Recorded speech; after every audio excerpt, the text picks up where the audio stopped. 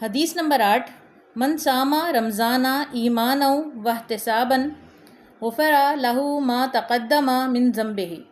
जिसने रमज़ान के रोज़े ईमान और एहतिसाब के जज्बे से रखे, इसके सबब इसके पिछले सारे गुनाह बख्श दिए जाएंगे। इस हदीस में रमज़ान के रोज़े फ़र्ज़ होना, रमज़ान के रोज़ों की अहमियत और रोज़ों का बाइसे मग़फ़िरत होना बयान किया गया है। रमज़ान के रोज़े रखना इस्लाम का अहम रुकन है, जो सन 2 हिजरी में फ़र्ज़ हुआ। रमज़ान के महीने में हर आक़िल, बालिग़, मुक़ीम और तंदुरुस्त आदमी पर रोज़े रखना फ़र्ज़ है। रोज़ा बहुत बड़ी इबादत है, जिसके ज़रिए तक़वा पैदा होता है। हुज़ूर अकरम सल्लल्लाहु अलैहि वसल्लम ने फ़रमाया, रोज़ा जहन्नुम की आग से ढाल है। रोज़ा रखने से इंसान की सेहत बेहतर रहती है और दूसरे ज़रूरतमंदों का एहसास पैदा होता है।